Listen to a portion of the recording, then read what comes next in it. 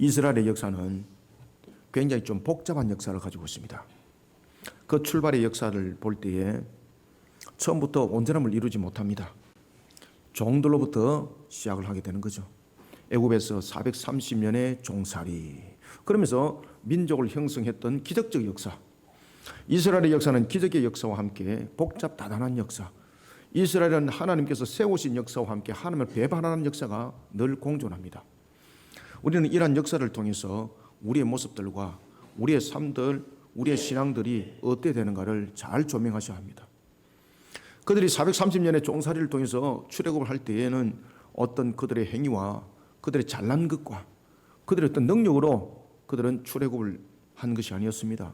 하나님께서 때가 되었음에, 그리고 그들을 출애굽을 했을 때도 그들의 모습은 광야길의 40년을 통해서도 우리에게 기억에 남겨지는 것, 하나님을 믿어 의심치 않더라라는 것이 아니었습니다.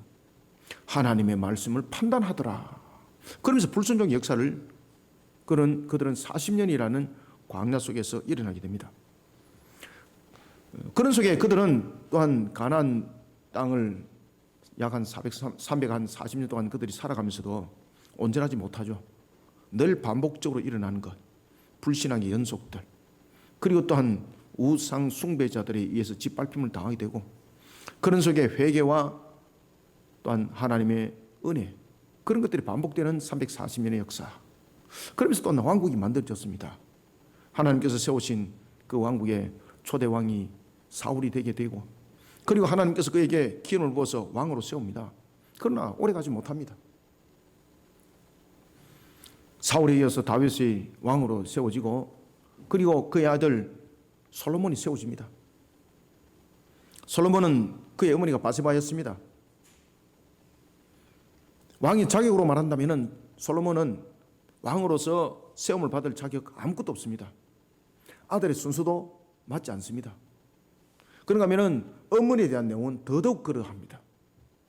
왜냐하면 그의 어머니가 우시아였거든요. 우시아의 아내였거든요. 속된 말로 지금의 말로 말하면 불륜 관계 속에서 맺어진 부부 관계입니다. 그런 속에 무슨 복이 있겠습니까? 세상으로 말하면 내침을 당하기에 충분한 가정. 그런데 그 속에 태어난 솔로몬이 이스라엘의 왕이 됩니다. 왕이 자격이 없다는 것이죠. 그러나 하나님께서 그를 왕으로 세웁니다. 그때의 왕으로 세울 때에 그는 다른 것은 자랑할 것은 아무것도 없었습니다. 다만 하나, 그는 하나님의 말씀을 부여잡았던 선지자로부터 가르침을 받았던 겁니다. 그리고 왕으로 세워졌지만 여전히 그에게 문제점들이 나타난 것이 있었습니다. 그것은 바로 육신의 판단입니다. 육신이 앞섭니다. 그러면서 그에게 나타났던 것이 바로 애굽의 왕 그 가문들과 정략적 결혼을 하는 것이었고, 그 육신이 앞서다 보니까 신앙을 밀어내게 되는 거죠. 우리가 어떤 일들을 할 때도 마찬가지입니다. 사람의 눈으로 볼 때는 정말로 능력이 있어 보이고, 사람으로 눈으로 볼 때는 이뻐 보입니다. 그런데 정작 돌아볼 것은 그 사람을 직접 겪어보면 합니다. 딱 일주일만 딱 겪어보면은 이 사람이 어떤 사람인가 알게 되는 겁니다. 그래서 부부도 같이 연애할 때와 같이 살아볼 때가 다릅니다. 하나님을 향한 신앙도 마찬가지입니다. 그냥 입으로만 주여 주여 외칠 때와 정말로 주님의 사명을 딱 부여잡을 때 그 판단은 완전히 다릅니다. 여기서 우리는 조심해야 됩니다. 이스라엘이 남과 북으로 갈라진 역사 어디에서 일어났겠습니까? 다름이 아니었습니다. 참으로 이스라엘 역사 속에서 자랑할 만한 한 사람 솔로몬, 그가 하나님을 향하여서 우상 숭배, 다시 말하면 하나님을 배반하게 되는 거죠. 하나님을 배반하면서 나타났던 그것이 결국은 이스라엘의 역사, 통합왕국의 120년의 역사를 갈라놓아 버리는 겁니다. 그러면서 남과 북이 갈라진 상태 속에서 이스라엘 역사가 펼쳐갑니다. 이스라엘이 남과 북으로 갈라진 것은 바로 솔로몬의 우상 숭배에 따른 하나님의 공의의 값이었습니다. 우리는 이것을 가볍게 보시면 안 됩니다. 왜 성경에서는 이것을 굉장히 중요하게 다루고 있는가 하면 우리들의 모습 속에 이것을 바로 조명하고 있는 거예요. 우리가 세상을 살아가다 보면 느낌도 있고 판단도 있거든요. 그러나 그 느낌과 그 판단도 항상 우리가 하나님을 조명해보는 느낌과 판단이 나중에 복 있는 걸음을 걷게 됩니다. 저도 세상을 살아보면서 여러 가지 부분에 육신적 판단도 많이 할 때가 있고 느낌대로 판단할 때도 있습니다. 그러나 그 육신적 느낌과 판단에서 했던 것 가운데서 제가 온전하게 이룬 것 없습니다. 정말로 처절하게 제가 무너짐을 당해봤고 정말로 그 값이 어떤 것인지 된통 두들겨 맞기도 해봤습니다. 정말로 생명을 잃어버리는 그 순간까지 저는 갔었습니다.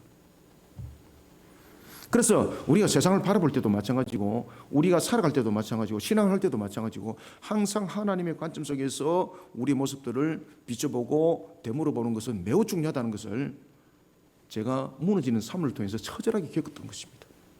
그래서 어떤 사람들 보면은 제가 굉장히 신앙을 좀 엄격하게 한다, 좀 신앙을 굉장히 좀 목판 속에 있는 것 같이 한다라고 말하지만은 절대 그렇지 않습니다. 제가 그렇게 이제 살아오다 보니까 여러 가지 부분들을 그렇게 겪다 보니까 이 부분에서 이탈하면은 나는 죽는구나. 이 부분에서 잘못 가르치면 우리 성도들 다 죽는구나. 제가 알거든요. 저도 부교육자 생활을 오래 했지 않습니까? 여러 가지 부분들을 깨달아서 알게 되는 거죠. 이스라엘의 역사를 보면은 이런 우리의 모습들이 함께 비춰주고 있습니다. 우상 숭배. 그 당시에 솔로몬이 볼 때는 제일 좋은 것을 선택한 것입니다. 눈으로 볼 때에 훌륭한 것, 눈으로 볼 때에 나에게 힘이 되어질 수 있는 능력, 그것을 선택한 것이었거든요. 잘못된 거 없었습니다. 그런데 이것이 결국은 신앙을 무너뜨리고 이스라엘들로 갈라지는 결론이 되어버린 겁니다.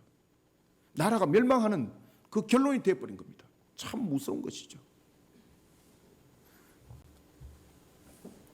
남과 북이 이렇게 분열되어서 남과 북이 공존하는 시대였습니다. 그 역사 속에도 여전히 문제가 되는 것이 있었는데 그것이 우상숭배였습니다. 참 여러분들 우상숭배가 얼마나 무서운가 하면요, 이 우상숭배는 우리가 단순하게 다른 종교를 믿는다 이 수준이 아닙니다. 우리의 우상숭배는 다양한 모습 속에서 나타납니다. 우리의 삶들 속에서, 우리의 생각 속에서, 우리의 환경들 속에서 우상이라는 것은 여러 가지 조건 속에서 나타납니다. 이런 여러 가지 부분들이 남과 북에 문제가 생기게 되는 거죠. 남과 북을 통틀어서 가장 우상 숭배가 만연했던 한 시대가 있습니다. 남과 북을 통틀어서 바알 숭배자들이 나라를 다스리던 때가 있었습니다. 와, 기가 찬 거죠. 하나님께서 이들을 우상 숭배 땅으로부터 출애굽을 했습니다. 그리고 가나안 땅에 정착을 시키면서 우상 숭배로 인하여서 하나님을 배반한 우상 숭배가 결국은 그들이 처절하게 짓밟힘을 당한다는 것을 알게 되었습니다. 그것이 340년의 역사였지 않습니까? 그러나 그럼에도 불구하고 이들 속에 여전히 잔재적 의식이 남아있었는데 그것이 뭔가 하면요, 우상적 요소입니다. 이거는 인간이 죄성 속에 묻어있는 더러운 찌개 속에 묻어있는 하나의 모습이기도 합니다. 그래서 이것을 씻어내고 이것을 우리가 이겨낼 수 있는 것은 하나님을 향한 그 신앙으로서 자신을 비춰보지 못하면 그 실체가 보이지 않을 뿐만 아니라 그 속에 늘 무너지게 되어 있는 것입니다. 남과 북을 통틀어서 바알과 그리고 아세라를 나라의 정책을 수반하는 중심 인물로 세웠던 한 시대가 있습니다. 그때가 언젠가 하면 바로 북이스라엘의 아합이 왕으로 다스릴 때였습니다. 북이스라엘의 아합이 왕으로 다스릴 때 그의 아내는 누구였을까요? 이세벨입니다. 이세벨은 누구일까요? 세상적으로 보면은 능력이 있어 보이는 여성이었습니다. 여자치고는 막 이렇게 담대한 사람이 없거든요. 남자도 감히 하지 못하는 것을 결정을 짓고 아주 단호하고 지혜도 있고 그렇다고 해서 미모도 떨어지는 것도 아니에요. 화술도 아주 뛰어납니다. 나봇의 포도원의 사건을 기억하시길 바랍니다. 많은 사람들을 그가 그 화술로서 사람들을 유혹하였고 그리고 자신이 원하는 곳으로 사람들을 끌어당기면서 법의 집행을 내릴 정도로 화술과 전략도 뛰어난 여성이었습니다.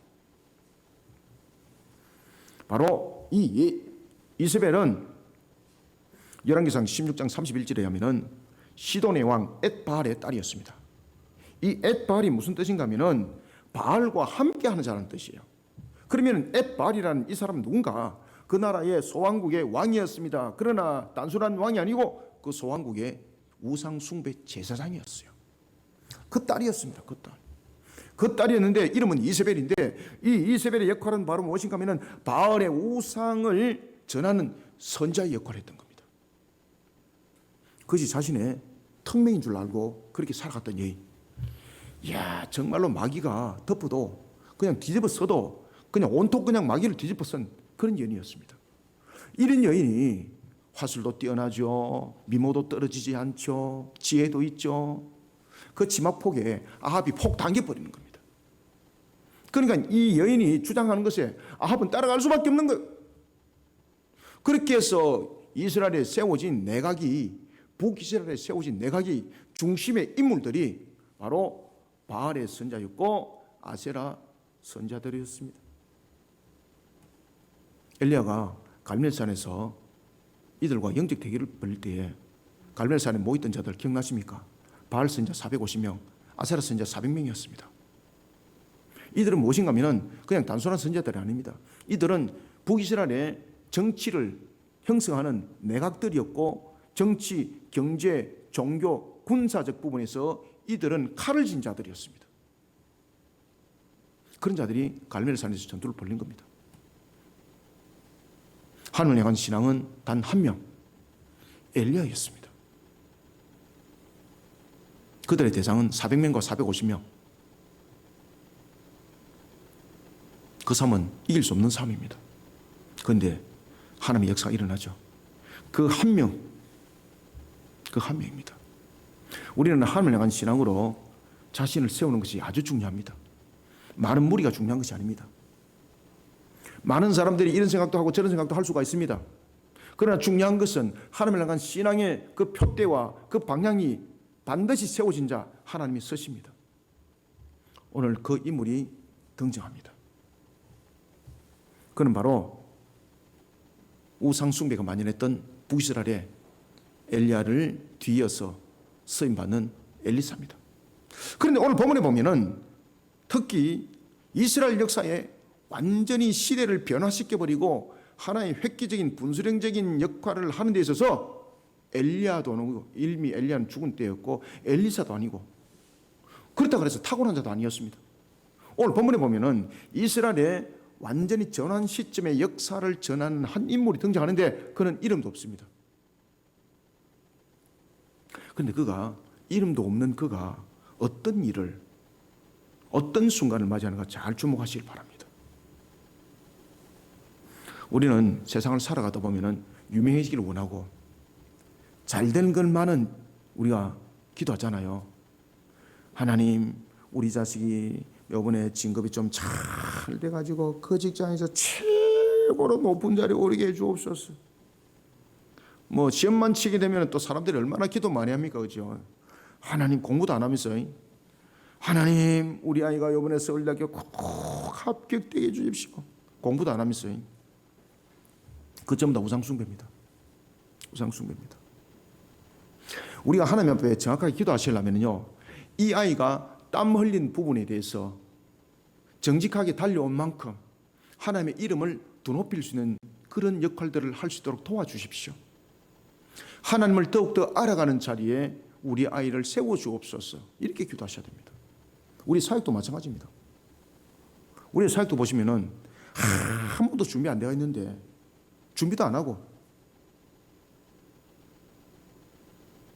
말씀만 일으키는데 누가 하나님께서 서시겠습니까? 안 섭니다, 여러분들요. 하나님이 더 잘하세요. 사람이 모르는 것까지 하나님은 다 나중에 알게 만들어버려요. 아시겠습니까? 그런데 오늘 본문에 한 인물이 등장하는데 그는 놀라운 것은 이름을 성경에 기록하고 있지 않습니다. 이거는 무슨 뜻을 가지고 있을까? 그런데 이 사람의 역할이 지금 얼만큼 중요한 역할을 하고 있는가 하면 이스라엘의 가장 중요한 하나의 전환 시점, 북이스라엘 역사를 완전히 바꿔버리는 그런 전환 시점에 하나님의 말씀을 전하는 계시의 선자가 됩니다. 우리가 밤모섬에서 요한이 장차 일어날 일에 대해서 계시를 적었을 때 요한이 기록했다고 우리는 성경에 요한계시록이라고 그러잖아요. 그런데 그렇게 중요한 역할을 지금 하고 있는데 이 사람의 이름이 기록되지 않습니다.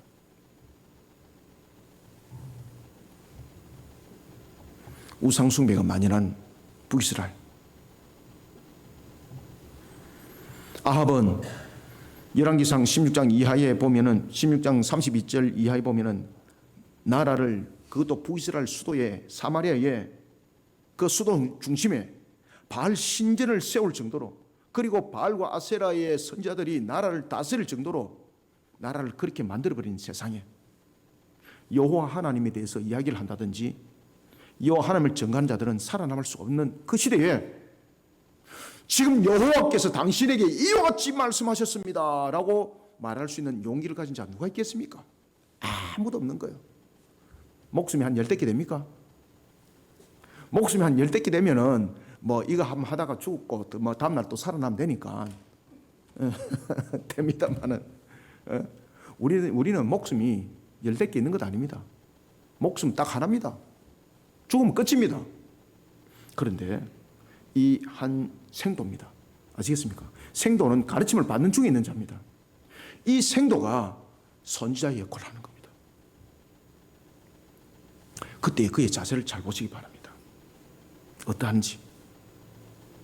영적으로 흑암이 가득한 시대 앞에 세워진 엘리사, 그는 엘리야의 뒤를 이어서 선지생도들을 양육합니다. 그런 엘리사가 하나님으로부터 이제 사명을 받았습니다. 새로운 사명을 받았습니다. 그리고 그의 제자 중에 한 사람을 딱 선택합니다. 그리고 그를 부릅니다. 그런데 성경에서는 그의 이름이 없습니다.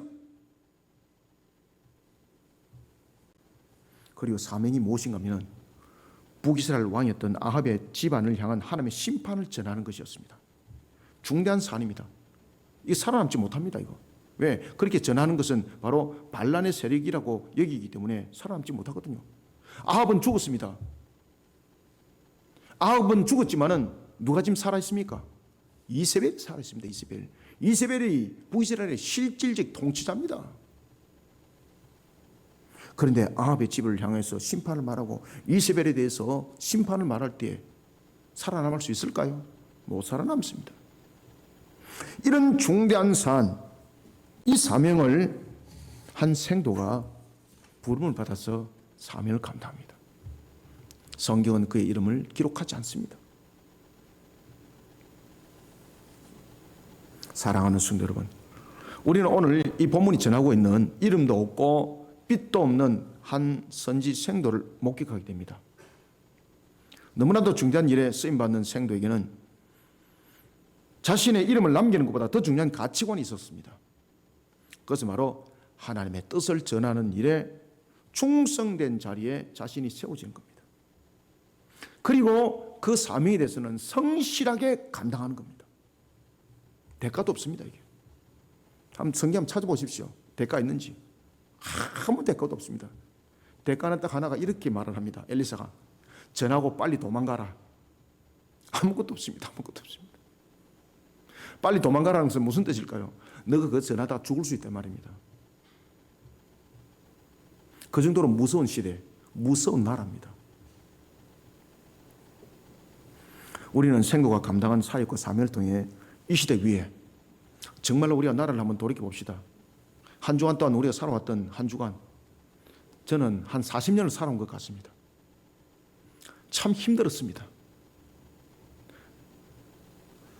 우리는 생도가 감당한 사역과 사명을 통해서 이 시대 위에 우리의 역할과 자세를 함께 돌아보는 시간을 가지길 소원합니다. 그리고 우리는 이 한 생도 선지자와 같은 그 모습을 통해서 신앙을 배우시길 바랍니다. 삶의 자세를 배우시길 바랍니다. 여러분들의 모든 삶의 현장 속에 이것을 비춰보시길 바랍니다. 먼저 우리가 1절을 한번 읽읍시다. 시작. 선지자 엘리사가 선지자의 제자 중 하나를 불러 이르되 너는 허리를 동이고 이 기름병을 손에 가지고 길랏 라못으로 가라. 아멘. 허리를 동인다는 것은 무슨 뜻을 가지고 있는가 하면 지금 이거 긴박하게 일들을 진행돼야 된다는 뜻입니다. 허리에 동인다는 것은 빨리 가라는 뜻이거든요. 지체하지 말라는 뜻이거든요. 그때 여러분들 지금 이 한 생도를 잘 보십시오. 처음부터 끝까지 노맨이라는 말 단 한마디도 없습니다. 잠깐만요 이런 말도 단 한마디도 없습니다. 어떤 반론도 제시하지 않습니다. 딱 한 가지, 실천합니다. 그러니 하나님이 그 생도를 딱 보는 거예요. 그래서 하나님께서 그 생도 이름은 없는데 그 한 일을 성경에 기록하도록 한 거예요. 너희들도 이거 기억해라. 우리는 먼저 1절부터 4절을 통해서 먼저 첫 번째는 어떤 어려운 환경, 지금보다 더 어려운 환경들이 놓여질 수 있습니다. 어떤 어려운 환경 가운데서도 하나님께서 나에게 명하신 일이 있다면 망설임 없이 충성되이 그 사명을 감당하는 일꾼들이 다 되시길 바랍니다. 하나님은 우리의 형편을 모르고 일 시키지 않습니다. 하나님은 우리를 모르고 부르지 않습니다. 이미 다 알고 계십니다. 그래서 마태복음 통해서 주께서 먼저 말씀했지 않습니까? 너희들이 먼저 구할 것은 그의 나라와 그의 의를 구하라. 모든 것은 이미 아버지께서 알고 계시거든요.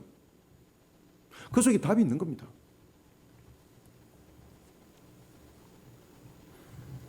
아합이 죽은 이후에 그의 아들 요람이 북이스라엘을 다스립니다. 그런데 그 북이스라엘 요람이 다스리는 북이스라엘 요람이 진짜로 왕이었을까요? 아닙니다. 이세벨이 다스립니다. 이세벨이. 실질적인 북이스라엘 통치권은 바알 선지자였던 아합의 왕의 아내 이세벨이었습니다. 그리고 이런 아합과 이세벨 사이에 한 딸이 태어났죠. 그죠? 그가 아달랴입니다. 이 아달랴는 또 어디에 가 있습니까? 남유다에 가 있다는 거예요. 남유다에. 남유다의 여호사밧의 아들과 결혼했어요. 정략 결혼이죠. 그러니까 남과 북이 완전히 그냥 우상숭배, 바알과 아세라의 신상으로 그냥 뒤집어지는 거예요. 그냥 나라가. 남과 북이 말입니다. 그래서 이스라엘의 모든 역사 속에서 남과 북이 가장 영적으로 흑암과 암울한 시대를 살아갔던 시대가 바로 그 시대였습니다. 여호와 하나님이라는 단어를 딱 내면 그냥 다 죽여버리는 겁니다. 그 시대였습니다.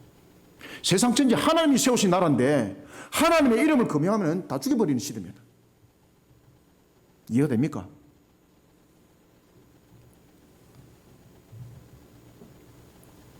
남과 북이 이와 같이 우상 숭배자로 인해서 정략적 결혼을 했고, 이런 속에 아합이 죽은 이후에도 북이스라엘은 여전히 이세벨이 다스리고 있었고, 그리고 남유다는 아달랴가 실질적인 통치자였습니다. 그러니 이 우상 숭배자들이 온 나라를 그냥 다 팔아먹어버린 거예요. 이런 영향력이 남과 북을 우상 숭배를 하나 딱 엮어놓습니다. 그리고 이 남과 북이 동맹을 맺어가지고 아람 왕과 전투를 벌이게 됩니다. 그 당시 아람 왕이 하사엘이 있습니다. 하사엘과 길라라못에서 전투를 벌일 때에 그때에 남과 북이 연합을 형성해서 전투를 벌입니다. 그 전투 현장은 치열했습니다. 죽느냐 사느냐 군대 장관들이 직결했었습니다. 놀이터 가지 않습니까? 지금 선생도는 어디로 보내지는가 하면 바로 이와 같은 처절한 전투가 벌어지는 그 현장에 하나님의 말씀을 전하기 위해서 엘리사가 그를 그곳으로 가라 그럽니다. 여러분들 그럼 가겠습니까? 지금 여러 가지 상황적 영적 문제는 이와 같이 여호와의 말을 전하게 되면 살아남지 못하는 시대였고, 그리고 또한 그가 가는 곳은 전쟁터였습니다. 꽃마차 타는 곳이 아닙니다. 청룡열차 타는 곳이 아닙니다. 에버랜드가 아닙니다. 여러분들, 처절함이 흐르고 있는 그런 피해 현장입니다. 사느냐 죽느냐 오직 이것만이 놓여있는 그 자리입니다. 그 자리에 가서 하나님의 뜻을 전하라는 거예요. 이 정신 나간 짓 아닙니까 이거? 목숨이, 앞에도 제가 말씀드렸지만 목숨이 한 10대 개 되면은 가서 서비스 겸 목숨 하나 좀 서비스 겸 하면 되죠. 그런데 목숨은 하나밖에 없습니다. 우리가 여러분들 성경도 보면 그런 말씀이 있지 않습니까? 천하를 얻고도 건강을 잃으면 모든 것을 다 잃는다 그랬지 않습니까? 여러분들이 건강을 잃으면 온 우주를 주고도 건강을 회복 못 시켜요. 여러분들요. 생명은 더 해요. 생명은 모든 것을 가지고 온 우주를 통틀어서 다 팔아도 그 생명은 살 수 없어요. 여러분들요. 그러니 하나님께서 우리에게 건강을 주시고 생명을 허락하시면 얼마나 큰 축복인지 몰라요. 여러분들. 그 현장에 지금 생도 선지자를 보내는 겁니다. 지금. 그런데 그 생도 선지자가 저거 못 가겠습니다. 두려워서 못 가겠습니다. 다른 능력 있는 사람 보내십시오. 그 말 한마디 하지 않습니다. 저도 이 모습을 보면서 제 모습을 많이 부끄럽게 비춰봤습니다. 그래서 제가 이 본문을 보면서 제가 다른 데서 일이 부탁이 왔었습니다. 처음에는 거절하려고 그랬었어요. 근데 제가 이 본문을 읽으면서 제가 바로 그냥 오케이 해줬습니다. 아, 네. 언제까지 해드리면 되죠? 제가 요즘에 처절할 정도로 제가 진짜 힘들거든요. 많은 일들이. 근데 제가 그랬었습니다. 아, 네. 주님의 일을 위해서 무엇을 제가 도와드리면 되죠?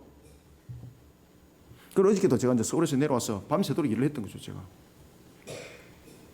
육신은 그냥 무너지는데. 그리고 또 오늘 또 새벽재단, 새벽기도 나와서 그냥 다리가 안 떨어지는 거예요, 다리가. 그런데 주님의 나라를 위해서 여러분 달려가다 보면은 주님께서 우리를 영육 간의 강건함과 회복을 그 속에서 함께 일으킨다는 사실입니다. 하나님은 우리의 모든 형편과 우리의 모든 과정들, 우리의 모든 여정들 이미 다 알고 계시거든요. 그럼에도 불구하고 나를 불렀다는 거죠. 그럼에도 불구하고 나를 썼다는 거죠. 아시겠습니까? 그럼 그 뒤에는 주님이 책임지심이 있습니다. 하나님은 정확하십니다. 완전하신 하나님이지 않습니까? 지금 생도 선지자가 한 사람이 세워집니다.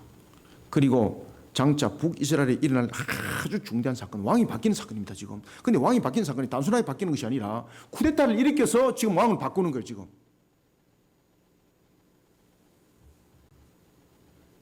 이 일을 위해서 여호라는 한 사람에게 머리에 기름을 부으라는 거예요. 그래서 그가 장차 북이스라엘의 왕이 될 것을 계시하라는 거예요. 여기 한 생도가 쓰임 받습니다. 엘리사 자신이 가면 되잖아요. 우리가 이런 중대한 일 같으면 한 생도를 보내야 될까요? 엘리사 가야 될까요? 논리적으로 말한다면 엘리사 가야 되는 거예요, 엘리사가. 그런데 엘리사가 안 가요. 하나님께서 엘리사를 통해서 한 생도를 택해서 이것을 일을 시키라고 말해요. 엘리사는 한 생도에게 이 사명을 전가합니다. 그리고 마지막으로 명심시킵니다. 네가 이 일을 하면은 큰 상을 받을 것이야. 네가 이 일을 하면은 네가 땅을 수만 평을 받을 것이야. 네가 이 일을 감당하면은 네가 큰 높은 자리에 올 것이야. 이거 아니었습니다. 뭐라고 말씀을 전하는가 하면은 이렇게 전하고 있습니다. 너는 길랏 라못으로 가서 여호에게 기름을 붓고 그가 이스라엘의 왕이 될 것을 계시하고 즉시 그 자리를 도망치되 지체하지 말라고 경고합니다. 그러면은 이 말 전하다가 바로 죽을 수 있다는 뜻입니다. 그 정도 상황은 어려운 속에 주어진 사명입니다. 지체할 경우 상황의 여러 변수로 인해서 목숨을 잃어버릴 수도 있기 때문입니다. 다시 말씀드리면 이 사명과 사역은 자신의 목숨이 담보가 되어야 된다는 뜻입니다. 그런데 이 생도는 여기에 대해서 X를 치지 않습니다. 왜? 그의 심령 속에는 무엇이 있었을까요? 하나님이 나에게 주신 사명이기 때문에 하나님이 함께 하신다는 거예요. 하나님이 나를 지키신다는 이 믿음을 가지고 있었습니다. 그래서 여러분들이 오늘 찬양대도 에바다 찬양대가 무엇을 찬양했습니까? 믿음이 기네 믿음이 기네 믿음을 가지고 여러분 찬양했잖아요. 그죠? 오늘 본문에 이 말씀이에요. 하나님이 나를 지키신다. 그 믿음 하나로 가는 겁니다, 여러분들요. 그러니까 지체하지 않는 거예요. 망설이지 않는 거예요. 망설임 없이 충성된 자리에 자신을 던지는 겁니다. 하나밖에 없는 목숨, 잃어버릴 수도 없는 사명과 사역, 이름도 없고 빛도 없는 생도 지체하지 않습니다. 4절은 증가합니다. 그 청년 곧 그 선자의 청년이 길랏 라못으로 가니라 적시 같다는 뜻입니다. 1절부터 4절을 함께 읽습니다. 시작. 선자 엘리사가 선자의 제자 중 하나를 불러 이르되 너는 허리를 동이고 이 기름병을 손에 가지고 길랏 라못으로 가라. 거기에 이르거든 님시의 손자 여호사밧의 아들 예후를 찾아 들어가서 그의 형제 중에서 일어나게 하고 그를 데리고 골방으로 들어가 기름병을 가지고 그의 머리에 부으며 이르기를 여호와의 말씀이 내가 네게 기름을 부어 이스라엘 왕으로 삼노라 하셨느니라 하고 곧 문을 열고 도망하되 지체하지 말지니라 하니 그 청년 곧 그 선자의 청년이 길랏 라못으로 가니라. 아멘. 선지자가 갔던 길앗 아못, 앞에도 말씀드렸던 것처럼 죽느냐 사느냐 전투가 한창 벌어지고 있는 그 현장이었습니다.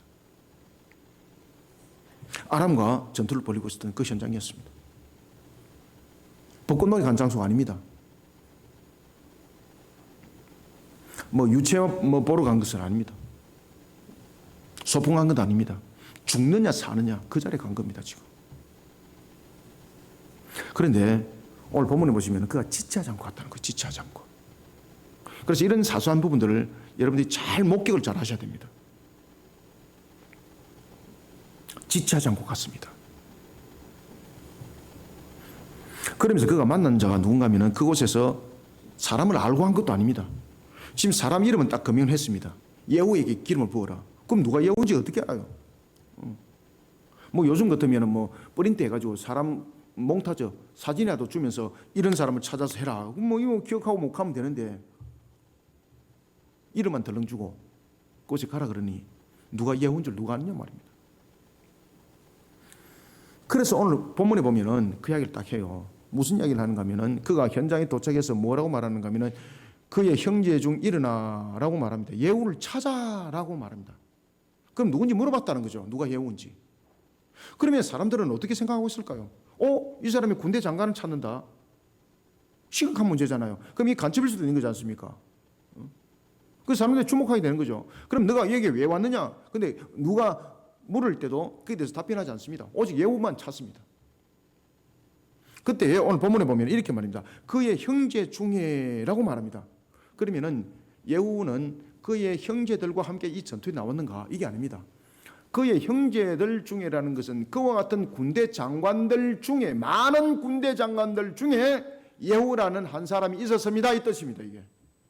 그래서 그의 형제들이라는 것은 똑같은 군대 장관 속에서 지금 예후가 한 명 있었다는 것이고, 똑같은 군대 장관들에게, 같이 동일한 사람들에게, 동일한 직급에 있는 사람들에게 이 내용을 전할 수가 없는 내용이었다는 것입니다. 그리고 그를 골방에 데려갑니다. 골방에 데려가니까 남은 군대 장관들이 관심을 가질까 안 가질까요? 반드시 가지죠. 왜? 지금 아람하고 전투를 하고 있는데 지금 저기 간첩인지 뭔지 알지 못하는 거잖아요. 그러니 모든 군대 장관들이 골방으로 예후를 데려간 그 선지 생도에 관심을 촉각을 시키고 있습니다. 그런데 거기서 무슨 일을 하는가 하면은 예후의 머리 위에 기름을 부어요. 머리 위에 기름을 붓는다는 것은 하나님께서 그에게 권위와 권세와 권능을 주었다는 뜻이거든요. 그런데 그 내용이 기가 막힌 내용입니다. 그 형제 중에서 예후를 기름을 붓는데 이 기름을 붓는다는 것은 그 형제들과 구별된다는 뜻이거든요. 그러면은 그 형제들이 보는 관점 속에서는 보면은 어떤 느낌이 들까요? 이게 우리를 차별하네? 시기심을 일으킬 수 있습니다. 그리고 또 한편에서는 기름을 붓는다는 것은 그에게 권위와 권세를 준다는 뜻이거든요. 일반 장관들에게는 기름 붓지 않습니다.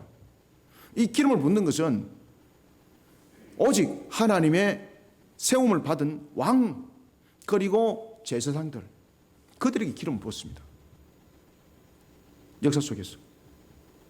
선자들이 기름을 붓는 것은 창세기에서 출애굽기, 레위기, 민수기, 신명기 없습니다.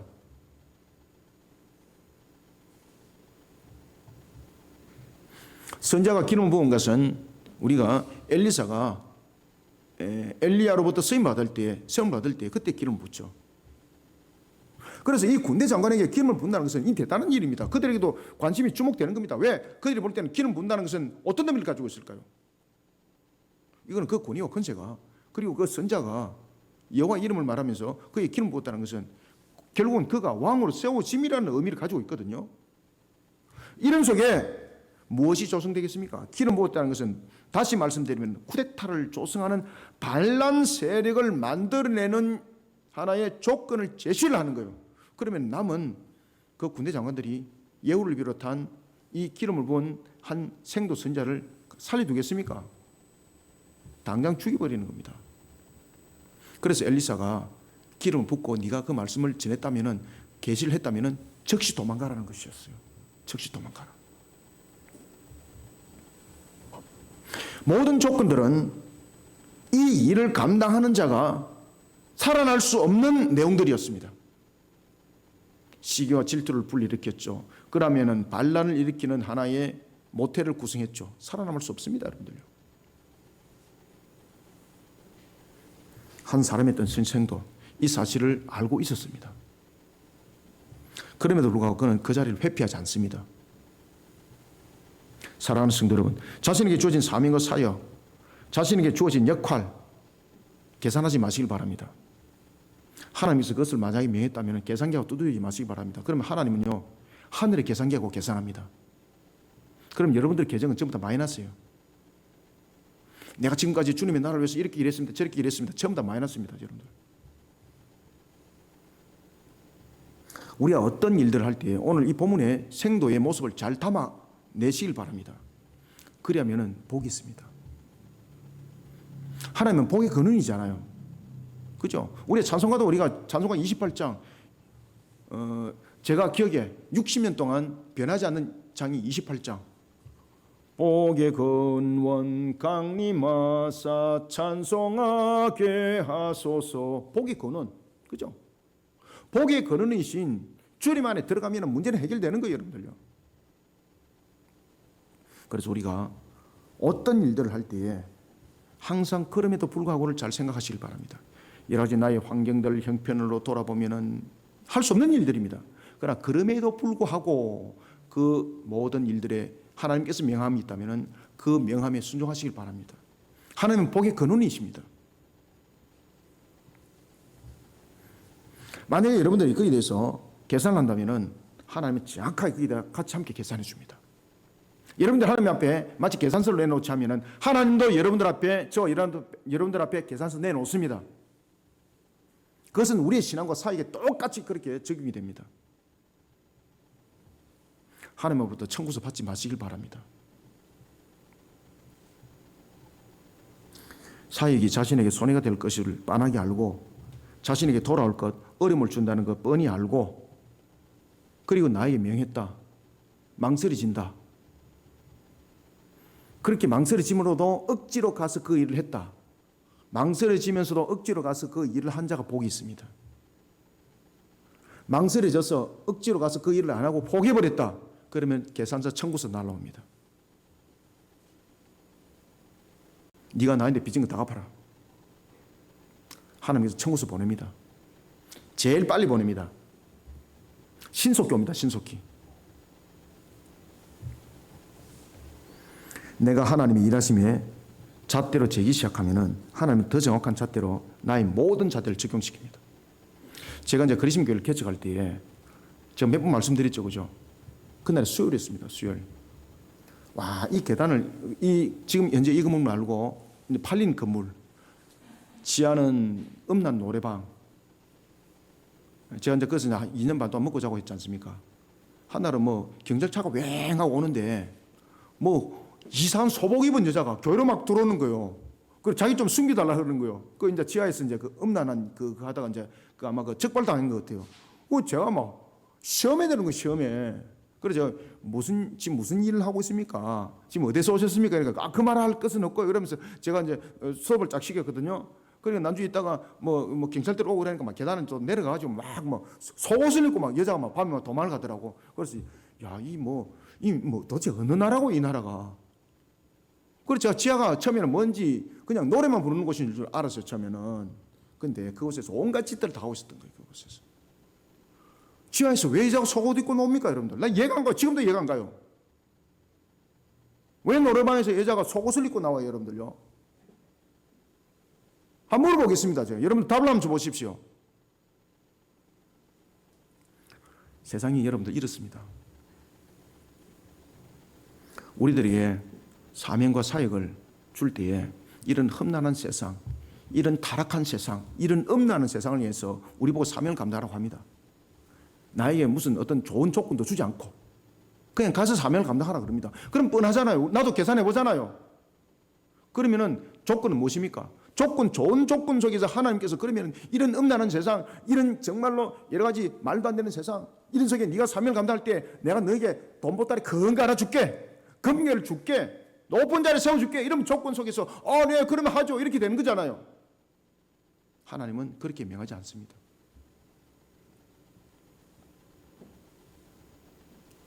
제가 처음에 교회를 개척할 때 계단을 딱 올라올 때 제일 먼저 딱 느낌 첫 번째 찌른내 온갖 오물 냄새. 그래 딱 올라오면서 지하에서 막 쿵짜작 쿵짝 쿵짜작 쿵짝 하는데 처음에는 몰랐었습니다. 야, 이게 뭔가 이거 이 마귀 소굴도 아니고. 그래서 제가 이거는 아닌데 하고 계단 딱 올라가는데 주님께서 뒤통수 딱 대고 지금도 잊어버리지 않습니다. 딱 주님께서 뭐라고 말씀하시는 겁니까? 네가 오늘 새벽기도 제목이 무엇이었냐 말이에요.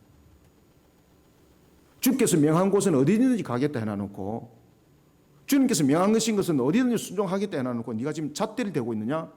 그럼 네가 지금까지 걸어왔던 거, 네가 지금까지 행했던 거 내가 정확하게 잣대를 대줄게. 딱 그렇게 말씀하시는 거. 와, 주님께서 제 잣대 대면요 저는 살아남을 길 없거든요.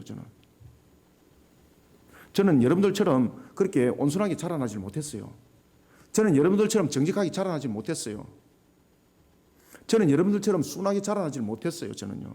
아주 거칠게 자랐어요. 저는요. 그러니까 주님으로부터 청구서 받으면 저는 끝장나는 거예요. 저는.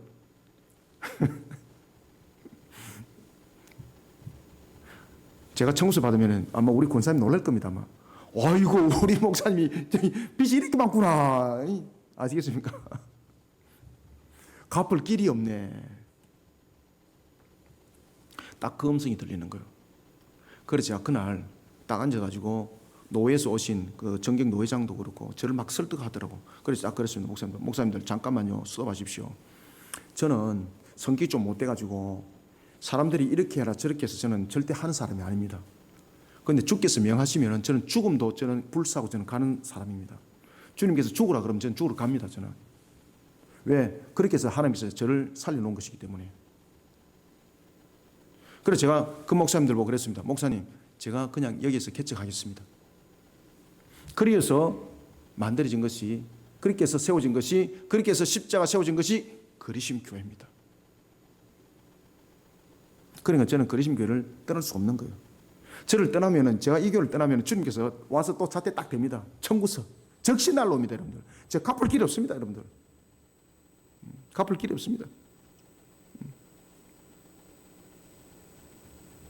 그러니까 저와 여러분들은 이곳에서 죽을 때까지 있어야 되는 거예요. 그럴 때 이곳에 꽃이 피고 열매가 맺어집니다. 삶은 살아가다 보면 풍랑도 있습니다. 이 생도가 그것을 몰랐겠습니까? 가는 거예요. 주께서 명했기 때문에 가는 거예요. 무엇을 믿었겠습니까? 하나님이 함께하기 때문에 나는 그곳에서 주께서 나를 지키신다. 이 믿음을 가지고 가는 거예요, 여러분들. 이것이 생도의 자세였습니다. 이름도 없어요, 여러분들요. 사랑하는 성도 여러분, 자신에게 주어진 사명과 사역, 자신에게 손해가 될 것이 뻔하고 자신에게 돌아올 것이 얼음이 뻔한 것, 하나님이 더 잘 알고 있습니다. 망설이지 마시길 바랍니다. 내가 하나님의 이 일하심을 잣대를 재기 시작하면 하나님 더 정확한 잣대로 나의 모든 것을 적용시킵니다. 그럴 경우 우리는 돌아올 영광 아무것도 없습니다. 어떤 어려운 환경 속에서도 하나님께서 나에게 명하신 일이 있다면 아멘하며 망설임 없이 충성되이 그 사명을 감당하는 일꾼의 자세를 가지는 자가 복이 있다는 것을 잊지 마시길 바랍니다. 두 번째는 5절을 읽습니다. 시작. 그가 이르러 보니 군대 장관들이 앉아 있는지라 소년이 이르되 장관이여 내가 당신에게 할 말이 있나이다. 예후가 이르되 우리 모든 사람 중에 누구에게 하려느냐 하니 이르되 장관이여 당신에게니이다 하는지라. 아멘. 두 번째는 우리 5절부터 7절 통해서 하나님을 향해 악행을 일삼는 세상을 하나님의 이름으로 바르게 세워야 됩니다. 하나님의 이름으로 바르게 세워나가는 일에 담대해야 됩니다. 담대하지 않으면 일 못합니다. 담대하고 당당한 사명자의 모습들로 달려가고 살아가는 우리가 되시길 바랍니다. 당시에 북이스라엘은 여러 명의 군대 장관들이 있었습니다. 그 가운데 예후는 두 가지 부분에서 다른 군대 장관과 구별되었습니다. 그래서 하나님이 그에게 기름을 붓는 거예요.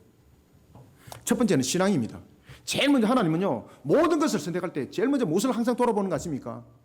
반드시 첫 번째는 신앙관입니다. 신앙관. 저를 하나님께서 왜 세우겠습니까? 성질도 더럽지, 능력도 없지, 뭐 잘생긴 것도 없고, 뭐 그랬다 그래서 뭐 재산도 하나도 없고, 아무것도 없잖아요. 그런데 하나님께서 무엇을 보고 저를 세웠겠습니까? 신앙관입니다. 신앙관. 신앙관. 저는 하나님께서 저를 살리는 목숨이기 때문에 저는 주께서 뛰어내리라 그러면 저는 뛰어내립니다. 저는 그런 딱 자세를 가지고 있습니다. 저는. 그렇기 때문에 일반 사람들이 생각하는 사고가 다릅니다. 주님께서 말씀하시면은 저는 갑니다. 저는. 주님께서 명령하시면은요, 저 북한에 가라 그러면 갑니다. 저는. 오늘 보따리 사서 가라 그러면 저는 갑니다. 저는. 왜? 주께서 명하셨기 때문에. 저는 그런 자세를 가지고 있습니다. 저는 그런 신앙관을 가지고 있습니다. 그것이 저의 재산입니다. 그것이 저의 전부입니다. 그러니까 주님께서 저를 세우신 겁니다. 예후, 왜 그를 기름 붓겠습니까? 신앙관입니다. 당시에 북이스라엘은 우상 숭배로 가득 채워진 곳이었습니다. 그런데 여호와의 신앙으로 세워진 대표적인 한 가정이 있었는데 그것이 바로 예후의 가정이었습니다. 예후의 이름을 잘 보십시오. 그 부모들이 그의 할아버지가 누군가를 잘 기억하시길 바랍니다. 그래서 예후의 이름 앞에 자기 아버지가 등장 안 하고 할아버지 이름이 딱 등장해요. 님시의 손자였더라 라고 말하고 있습니다. 님시의 손자였더라. 그러면서 이름이 예후예요. 예후의 이름의 뜻은 무엇일까요, 여러분들요?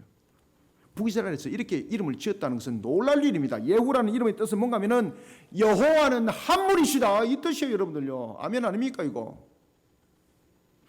그의 할아버지가 님시였더라는 것은 그의 할아버지 님시의 그 신앙으로 그 가정은 이 아합의 우상 숭배들이 만연했던 그곳에 신앙을 지켰다는 뜻이에요, 여러분들요.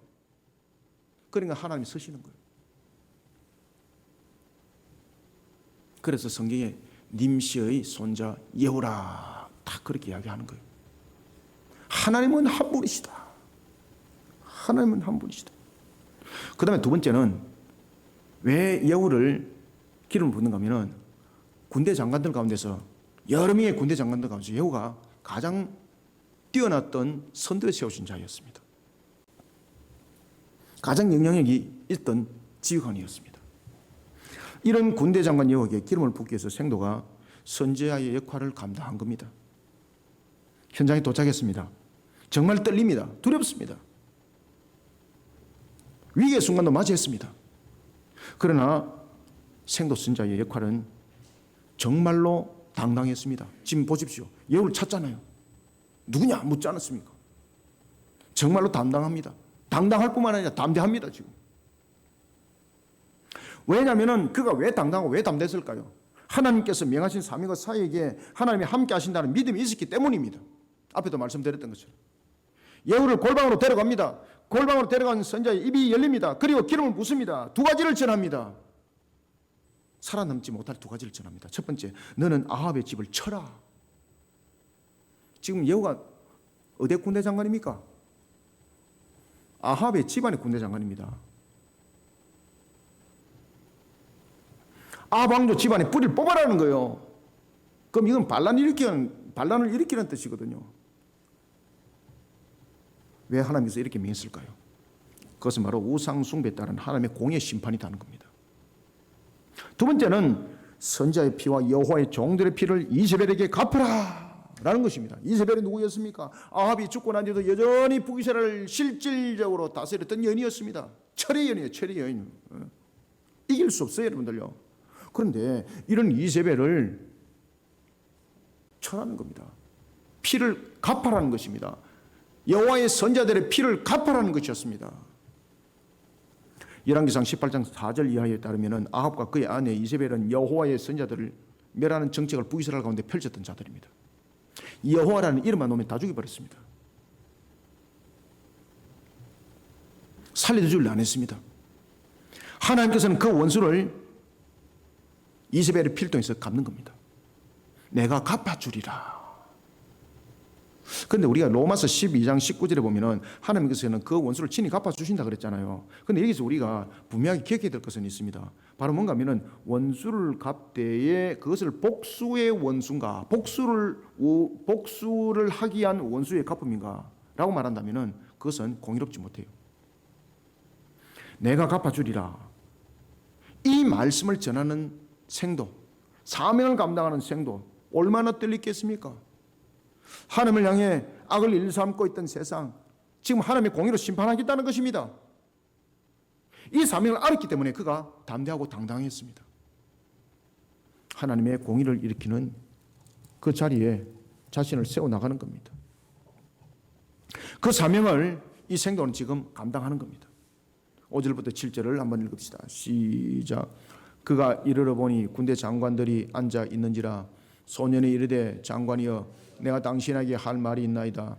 여호와가 이르되 우리 모든 사람 중에 누구에게 하려느냐 하니 이르되 장관이여 당신에게니다 하는지라.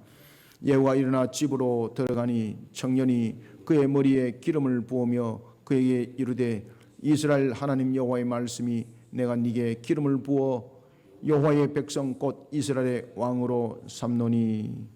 한 절 더 읽습니다. 7절. 너는 네 주 아합의 집을 치라.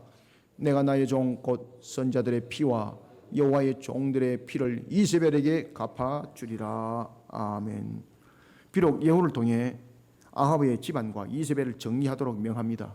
그 원수를 갚아주는 주체는 하나님입니다. 그래서 내가 갚아준다는 겁니다. 그런데 하나님께서 원수를 갚을 때 앞에도 말씀드렸던 것처럼 보복적인 복수면은 이것은 공의롭지 못합니다. 지금 여기서 하나님께서 원수를 갚아준다는 것은, 그것을 갚아준다는 것은 보복적인 차원이 아닙니다. 보복적인 것은 스스로 공의롭지 못한다는 것을 지금 말하고 있는 것이거든요. 그런 결론을 낳게 되는 겁니다. 신명기 32장 43절도 증가합니다. 하나님이 갚아주심에 그 갚아주심은 공의로움이라고 말입니다. 그래서 그 갚아주면 곧 무엇입니까? 그 죄에 대한 심판을 말하고 있는 겁니다. 죄에 대한 심판. 사랑하는 성도 여러분, 하나님을 향해 세상이 아합처럼 이세벨처럼 얼마나 악을 행하는지 모릅니다. 우상 숭배, 인본주의, 인간학을 앞세웁니다. 자신들이 원하는 것을 이루기 위해 온갖 수단을 만들어내고 방법을 만들어냅니다. 심지어 종교도 만들어냅니다. 삐뚤어진 세상 바르게 세워야 됩니다. 삐뚤어진 자신이 먼저 삐뚤어져 있는데 어떻게 삐뚤어진 세상을 세우겠습니까? 자신이 삐뚤어져 있으면 자신이 세상을 어떻게 세워야 될지 모르는 겁니다. 항상 우리는 잣대를 가지고 있어야 됩니다. 항상 잣대를 가지고 있어야 됩니다. 잣대가 없으면 하나님의 공의로운 잣대가 지금 어떻게 작용하고 있는지도 모르고 있고 세상을 향해서 하나님의 공의로운 잣대를 어떻게 돼야 될지도 모르고 있는 겁니다. 그래서 생도가 지금 쓰임받는 가장 큰 이유가 무엇입니까? 하나님의 공의로운 잣대 속에 자신을 늘 세워갔다는 것입니다. 하나님의 법도와 규례로 세워지지 못한 세상, 어찌 바른 길을 가겠습니까? 그런데 이것을 가르쳐야 될 교회들이, 성도들이 바른 잣대, 바른 공의로 세우지 못하면 세상 또한 바르게 인도하지 못하는 겁니다. 그래서 세상 속에 우리가 세워진 교회들 그리고 사역자들은 정신 똑바로 차려야 됩니다. 기본적 가치관 바꾸지 않으면 안 됩니다. 하나님을 향해 악행을 일삼는 세상을 하나님의 이름으로 바로 세워나가야 됩니다. 이 일에 자신이 비록 보잘것 없을지라도 하나님이 함께하고 있습니다. 세상 앞에 하나님의 공의로 자신을 담대하고 그리고 당당하게 세워나가는 사명자의 모습들을 다 가지시기를 소원합니다. 마지막으로는 8절 읽습니다. 시작.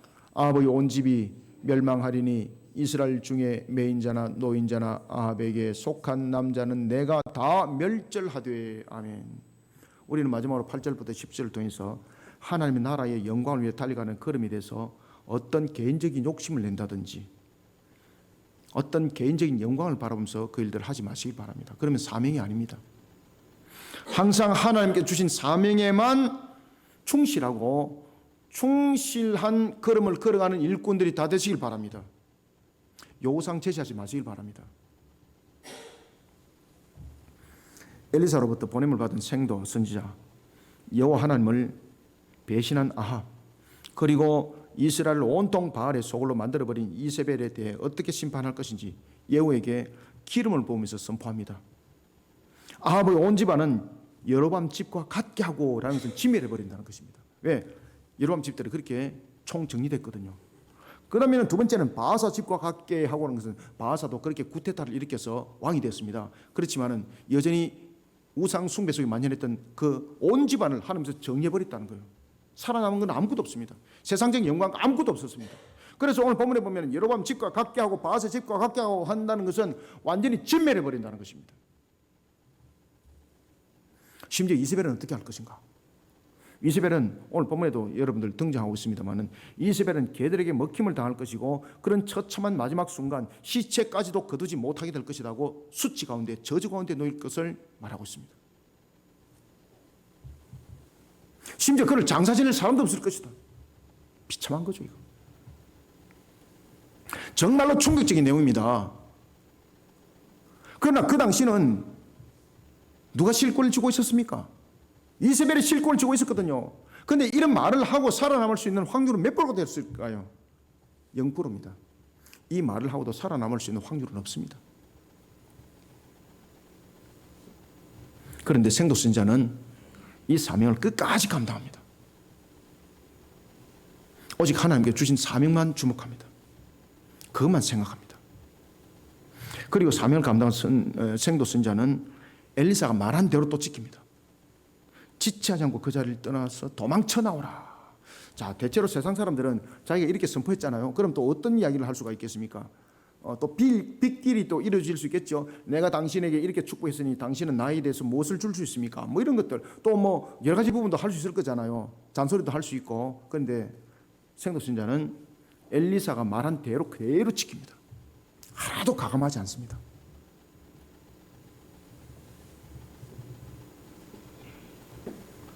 그렇다 그래서 그가 급한 마음에 빠져나오면서 빠뜨리는 것도 없습니다. 모든 것을 충성되게 사명을 다 감당했습니다. 8절부터 10절을 한번 읽읍시다. 시작. 아합의 온 집이 멸망하리니 이스라엘 중에 매인자나 노인자나 아합에게 속한 모든 남자는 내가 다 멸절하되 아합의 집을 느바세의 아들 여로보암의 집과 같게 하며 또 아히야의 아들 바아사의 집과 같게 할지라. 이스라엘 지방에서 개들이 이세벨을 먹으리니 그를 장사할 사람이 없으리라 하셨느니라 하고 곧 문을 열고 도망하니라. 아멘. 엘리사의 제자 중에 한 사람이 행한 중요한 사명을 볼 때에 그 사람의 이름을 밝힐 만도 한데 하나님께서는 그 사람의 이름을 끝까지 밝히지 않습니다. 심지어 예후와 함께하고 있던 군대 장관 중 하나는 11절에 보면은 이 하나님의 선자를 미친 자라고 표현하고 있습니다. 뒤에 보시면 이렇게 말합니다. 여호와에게 묻습니다. 그 미친 자가 네게 무슨 까닭에 이와 같이 왔더냐? 미친 자를 봅니다. 사랑하는 성도 여러분, 우리가 하나님의 나라를 전하다가 때로는 미친 자라는 말을 들을 때도 있습니다. 그런가 하면 조상을 팔아먹는 자라고 친족과 가족들로부터 내침을 당할 때도 있습니다. 그러나 생도 선자처럼 자신에게 주어진 하나님 나라의 사명 흔들리지 마시길 바랍니다. 우리는 오직 하나님 나라의 영광을 위해서 달려가는 걸음이 되어야 합니다. 어떤 개인적인 영광도 욕심도 없이 하나님께 주신 사명에만 초점을 맞추고 충성되게 사명을 감당했던 이름 없는 생도처럼 우리는 달려가야 됩니다. 사람은 그 이름을 모릅니다. 성경에도 기록하지 않았습니다. 그럼 섭섭하잖아요. 그런데 하나님이 어떤 분이십니까? 랩돈 둘을 들였던 과부는 그의 생명을 들였다 했지 않습니까? 그 랩돈 둘을 들였던 과부의 그 이름도 전부 다 기념책에 전부 다 기록 다 되어 있습니다.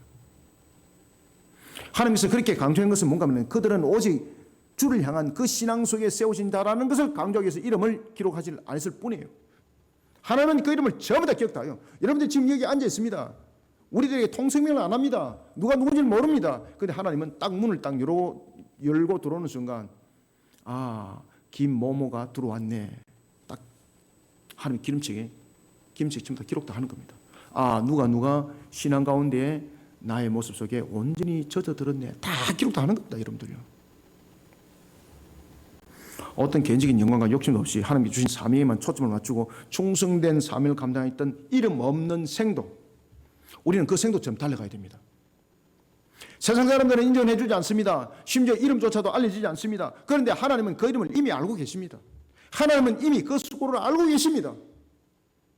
그러니까 누군가를 전도했다, 누군가를 고민했다, 하나님이요 특별하게 기임책에 딱 기록하는 거예요. 사람은 안 알아줘도 하나님 전부 다 알고 계시거든요. 하나님의 기념책에 지금 기록이 되어 있다는 사실입니다. 이 사실을 잊지 마시길 바랍니다.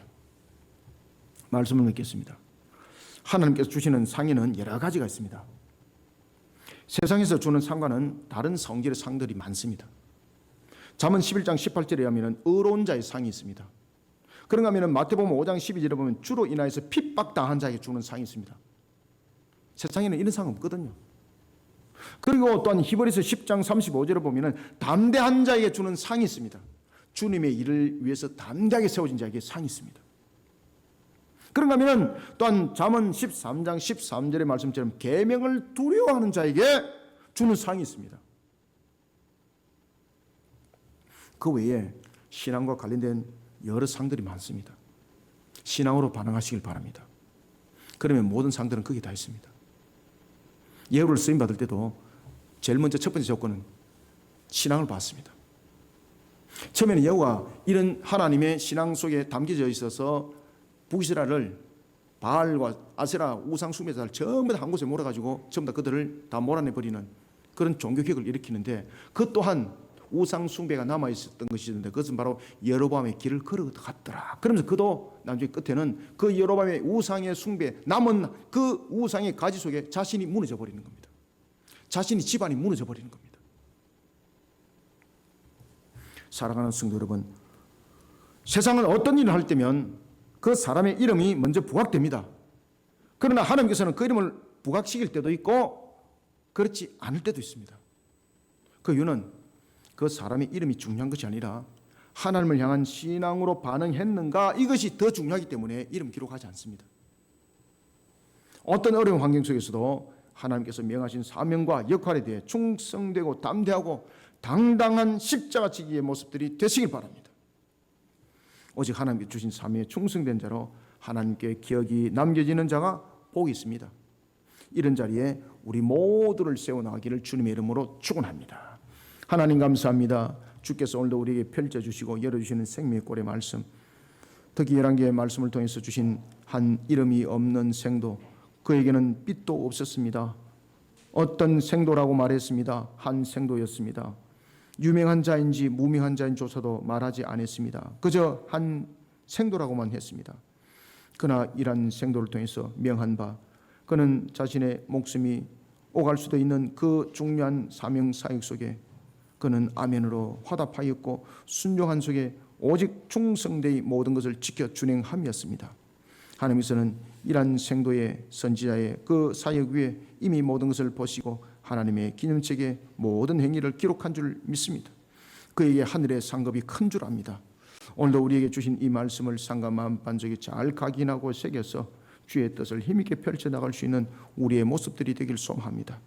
때로는 우리가 객길로 가고 하나님을 향해서 나간다 하면서도 게으름치는 일들도 있을 터인데, 이럴 때 우리에게 더욱더 이 주어진 말씀이 조명하여서 하나님을 향해서 바르게 달려갈 수 있는 다른 밑줄의 말씀으로 적용되게 하여 주옵소서. 주님의 주신 말씀으로 우리를 새롭게 하여 주옵소서. 그리하여서 이 혼탁한 이 시대 바르게 세워나가는 성도요 교회가 되기를 원합니다.